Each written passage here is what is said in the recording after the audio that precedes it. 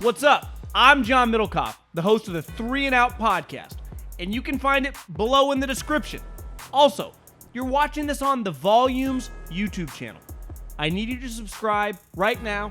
Share with your friends. What is going on, everybody? John Middlekauff, 3 and Out podcast. We are now officially 2 Sundays away from the National Football League. Obviously, the game on Thursday night, Rams-Bills, less than that, whatever, 10, 11 days away from that. I watched the college football game. A lot going on. There are 3 things that I really want to hammer home today that I'm fired up on, and that's the Tom Brady video that kind of went viral. The Bills punter situation, Matt Araiza, who was nicknamed the punt god a couple weeks ago, has been involved in a civil lawsuit with potential statutory and just sexual assault, rape. Pretty ugly, was released by the Bills. And then Scott Frost, the head coach in Nebraska, who was now officially a royal disaster, 15-30. I watched a lot of that game, him versus Pat Fitzgerald. The academic elites versus Frost, and they kicked his butt, man. But I wanted to start with Thomas Brady. And he just went on an 11-day hiatus, vacation, sabbatical. No one truly knows what it was. And there were a lot of different reports, because at first his mom has been sick, his parents were getting older. You know, I think your first go, is something wrong with his family? And it came out, everyone, who covers the team, people around the league said it is not anything involved in that. And I've really been thinking ever since the video that kind of went viral. He played last night, and then after the game was obviously asked about the situation. And his response, I thought, for a guy who he actually looks like he's got some plastic surgery. He's starting to look a little weird. But let's face it, Tom Brady over the last 6-7 years has become very unrelatable, right? He went into a world in terms of championships that will never be sniffed again. He's got 7 Super Bowls. He's married to a model. He started eating avocado ice cream. He started doing all this weird stuff. He literally was competing to win the MVP in the NFL at 43, 44, 45 years old.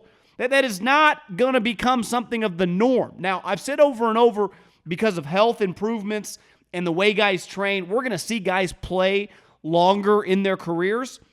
But just look at 3 of his peers. Peyton Manning fell off a cliff at 39 years old. Drew Brees and Roethlisberger couldn't throw it 10 yards down the field. And obviously, Roethlisberger treated his body a little bit different than Drew, and they were all shot at 40 years old. And I thought when he said, I'm 45, I got a lot of shit going on. For all his unrelatable characteristics, the wealth, the looks, the lifestyle, just his entire world, that was the most relatable thing he said in forever. And I've said forever, when I say not relatable, obviously as a teammate, he gets along with everybody. He is one of the greatest teammates in the history of team sports. So if you're playing with him, if you're a coach on the staff, people love the guy. I just mean from the outside, it's starting to go, Tom Brady's getting a little weird. Let's just be real. He's kind of feels like an actor or a musician, or just when they kind of go off the deep end. But his style in terms of on the field play is still awesome. And I didn't watch much of the game, but I saw a couple clips. His arm looks fine. So unlike Brees, unlike Roethlisberger, unlike Manning, his arm, he's still throwing 95-mile-an-hour fastballs. He's never been able to run, so really his game hasn't changed. But off the field it has. And just put yourself in the shoes. I'm 37 years old. I looked up the average age of an NFL player is 26. 26 years old. Think about when you were 26, the lack of responsibilities you had, the ability to kind of do whatever you want, whether you're an NFL player or whether you were a sales guy. Your life is dramatically different at 26 than it usually is at 35, 36, 37. I can just think about myself, the responsibilities that I have right now, the things I'm involved with, partners in different businesses, moving a state, moving to another state, owning a place, just things that happen in life. My brother's having a second child. My mom was just in the hospital. She's fine. But just life comes at you fast. The older you get, more financial responsibilities. I don't even have children yet. I can't imagine how many people are listening probably between the ages of 35 and 45 right now to my podcast. If you think back to when you were in your mid to late 20s, how different your life is now at 36. at 41. It's dramatically different. You have dramatically more responsibilities. The NFL is not meant for players to be 45 years old. And I'm not saying other guys on the teams throughout the league don't have children. Obviously, they do. Think how many players, though, that you see after they win hold up their child. They're usually like 2 years old. Tom Brady has several children that are juniors in high school. He has other kids that are in junior high.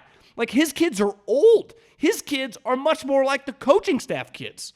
And I think his wife, like, my theory is pretty simple, that his wife does not want him to keep playing. I don't know that to be a fact. This is obviously an educated guess from watching. And when he talked, the way, if we're assuming on his word and everyone else's that no one is sick or anything, some stuff's going on within the home, which is very natural. That happens to all of us. Whether you're in a serious relationship, whether you're married, you constantly deal with those situations the older you get. So this notion that he's 45 and has a lot of shit going on, of course he does. Because most 45-year-olds that are married with several children, and especially when those children are 10 to 15 years old, got a lot going on. You know who most of those human beings also are not? Players in the NFL. The majority of NFL players don't have children who are 10 to 15 years old, have not been married for, a decade long. So Tom Brady is just at a different point in life than basically everyone else in the NFL. And he's also required to be the quarterback. And the difference between the quarterback, you'd be like, well, Vinatieri played at 45. He's a fucking kicker. Now he's the greatest kicker of all time, but he shows up, kicks a couple balls, goes home. Tom Brady has to approach the week, especially at his level, like he is a coach. The way he prepares, the time he puts in, the training he does on his body. While the coaching hours are more spent in an office, his time on his body, on his preparation, on his film study is coach-like. So I understand people in his house are like, what are we still doing? You're playing for a legacy that's already set. No one's ever passing you. You're already considered the GOAT. And we have enough money, obviously. Our lives are set. What are we chasing now? And I think his response, if I was him, I'd be like, well, I'm still one of the best players in the league. Why would I quit? The game has never been easier. And I think it's fair to say the game has never come easier to Tom in terms of understanding defenses, understanding his offense, understanding teammates, strengths and weaknesses of opponents, all that stuff he can do. Like his preparation, you have to work every week to gain that, but he knows like the back of his hand. The hard part now is like this growing family, what people go through at 45, at 50 years old, like normal people stuff. And he kind of hinted at that, like, yeah, people got issues in their homes. I've seen it, you've seen it, we've all seen it. Guess what? That's human. Guess what the issues you typically don't have when you're unmarried, single with some money? Not the same problems. Obviously, everyone deals with problems. I do think when other people are depending on you and pulling at your time, when they're your children going into high school or your wife, it makes it a little more complicated. So I thought Tom Brady's press conference, he does look a little weird. He does look like he needs to eat a sandwich. He looks like he's got a little work done, but I thought his words were the most relatable thing he said in a long time. Let's transition to the Bills. They cut a punter, Matt Araiza, who looked like he was one of the best young special team guys in the league. He was kicking 80-yard punts. They had just cut another punter and basically named him the guy. He was a 6th-round draft pick. And information came out. And let me start with this, because I did some digging. I talked to multiple people that went through San Diego State, and they said that this not only didn't came up, no one had ever heard of this. This was not something, at least the teams that I know, and I can't speak for every team, on their character write-up, they did not know of this incident. So whether San Diego State covered it up, whether Matt Araiza and the other guys on the team covered it up, it did not get to the NFL people. That is, I know that for a fact from the people I've talked to. And then I watched the press conference of Brandon Beane and Sean McDermott talking about this situation. And Brandon Beane said, obviously, we did not have this information, and I do believe him. He said, if we did, we probably wouldn't have drafted him. I think that's fair to say. And he said, I reached out to double-digit other teams. They also agreed. This was not something that NFL teams know about. Now, I got to push back on the media because I watched this press conference, and I watched the media ask them questions, basically calling Brandon Beane and Sean McDermott scumbags for not cutting him, originally when they found out the news. And I've said it forever. This is a completely different situation. I don't know if anything's ever happened in any of these situations. Why? I've never been there. Neither have you. I've said the same thing about Deshaun Watson. The difference of Deshaun Watson, which a situation like this is it's one girl. That was girl after girl after girl. Now, I'm not saying he's guilty. I'm not saying he's innocent. I simply say I have no clue. When they were privied to that a potential situation or a lawsuit was going to come out a couple months ago, this was after OTAs but before training camp, they asked their punter about the situation, and clearly he told them, I did not do this. That did not happen. And the accusations, if you haven't read, underage girl, 17 years old, college party, Araiza, I might be screwing up his name, not only slept with her, then passed her off to other teammates. If it's true, it's heinous. They believed him. And then a civil lawsuit came out within the last week. They obviously went back to him, and his story, according to Brandon Beane, did not change. But the heat that was coming down on this situation, they cut him. And a lot of people in the media were like, why did you wait so long? How did they wait long? They got the original information before any civil lawsuit or anything was coming out that there was a situation. He said that wasn't true. And then a lawsuit came about, not charges, a civil lawsuit, and they asked him, his story didn't change, but they realized a simple thing. Because a lot of people are like, well, if he was a quarterback, he wouldn't be cut. No, he wouldn't. If he was a quarterback, they would let the situation play out.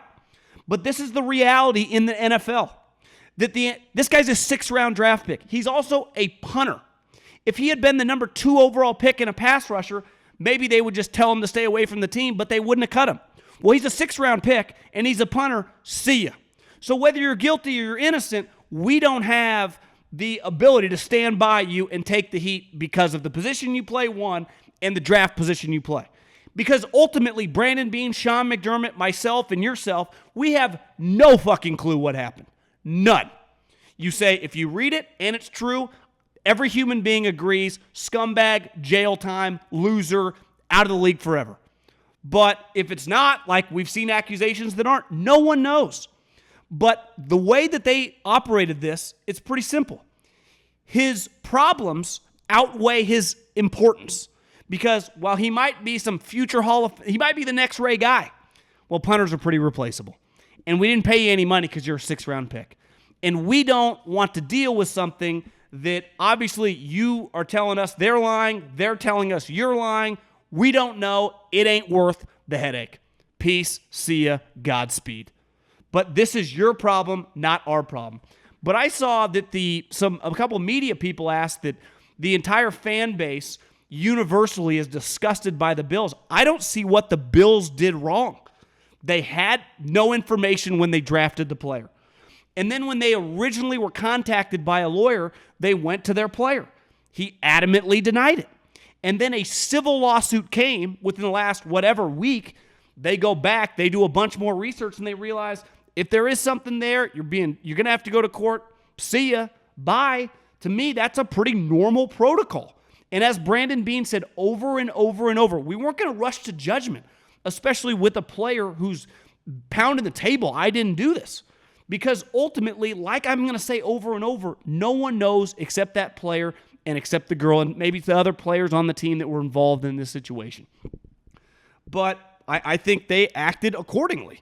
And if he had played a different position, a star player, a star quarterback, yeah, he's probably not cut. Welcome to pro sports. That's the way it works. He's cut simply because he's a late round pick and he's a punter. If he had been a different, more important position and a highly drafted, highly compensated player, I would imagine they would approach this differently. We know that. I don't understand why the media is consistently shocked by that. But Matt Araiza's career, I would say until he's either completely exonerated from this situation, he's not playing in the NFL. So in this situation, the way the courts in California work with the delays, it's not going to happen for a long time. So I think we've I guess what I'm saying is I have no issues with the way the Buffalo Bills handle this, especially reaching out around the league and finding out that no teams had this information. This was not something like sometimes when you go into a school and a guy has been in trouble, a lot of times it's public knowledge, right? Remember Baker Mayfield or Cam Newton stole laptops or whatever. So you go in asking about that. But you're not a detective in the sense of if no one's ever been in trouble and no one's talking about anything, you can't just go, hey, man, has this guy ever been in trouble for robbery? Has this guy ever been in trouble for a sexual assault? And you'd be like, no, man, the team would look at you like, what are you talking about? So a lot of it just naturally comes out because guys, it's just kind of public knowledge. And even situations that aren't quote-unquote public knowledge get spread around the scouting community. Multiple teams told me they covered this bad boy under the rug, talking about either San Diego State, the local police department, something. I can't put this on the NFL community. This information was not out there until this summer. And then even then, it did not go to the court system up until the last week, and the Bills acted accordingly. And last but not least on the football front, I watched Nebraska Northwestern. And I watched Pat Fitzgerald, who is one of the more respected guys in the business, who coaches at a school where academics are held to a higher regard than sports. In the Power Five, that's very rare. Vanderbilt, Northwestern, Stanford, I'd say Notre Dame, kinda. It's a short list. And he went up against a school with, I'm not trying to talk shit about Nebraska, because listen, I'm just a state school guy, went to school with the academic prowess, not even in the same world as Northwestern. And he not only hit them in the teeth and shoved them around, he coached circles around Scott Frost. Pat Fitzgerald, that guy is a big-time football coach. And when you watched his team play, you went, the effort, the tenacity, how well coached they are, how tough they are, and how they got NFL bodies flying around. It's not surprising that he's had success in the second-best conference in the country over the last decade. Now Scott Frost, who is now 15-30 in his career at Nebraska. I saw someone put it out on social media. If he won 50 straight games, he would still have a worse record than Bo Pelini. Now, here's the thing, and a lot of people go, Scott Frost was so good at UCF. What happened at Nebraska? And some people will say, well, you can't win at Nebraska in 2022. Bullshit. Good coaches win wherever they go. Now, I don't mean if he was a good coach, he would be Alabama or Ohio State, but he would not be 15-30. Some guys hit well in the minor leagues, and when they get to the big leagues, they can't hit a curveball. They can't hit the inside pitch.